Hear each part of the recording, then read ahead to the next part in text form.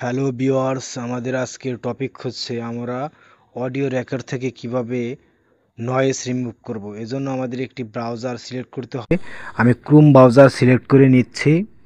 Chrome browser select করার পর search অপশনে লিখতে হবে অ্যাডোবি পডকাস্ট। অ্যাডোবি পডকাস্ট লিখে সার্চ করতে হবে। সার্চ করার পর আমাদের মাঝে এরকম একটা ইন্টারফেস আসবে। আমরা অ্যাডোবি পডকাস্টের উপর ক্লিক করব।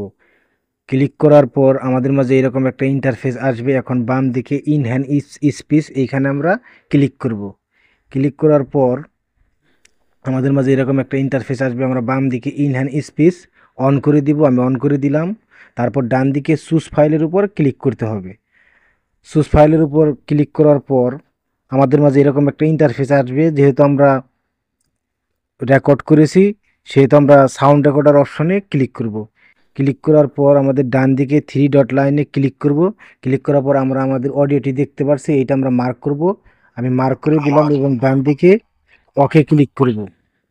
ওকে ক্লিক করার পর আমাদের মাঝে এরকম লোডিং হবে, কিছুক্ষণ লোডিং হবে।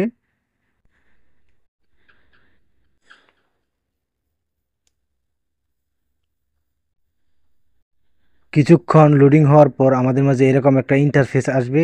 আপনারা দেখতে পাচ্ছেন বাম দিকে ডাউনলোড অপশন আছে। আমাদের ডাউনলোড অপশনে ক্লিক করতে হবে। আমি ক্লিক করে দিলাম। আপনারা দেখতে পাচ্ছেন ডাউনলোড হচ্ছে।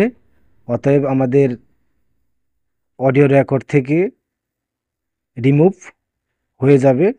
আপনারা দেখতে পাচ্ছেন মাত্র 30 সেকেন্ড আছে আমাদের ডাউনলোড হওয়ার জন্য।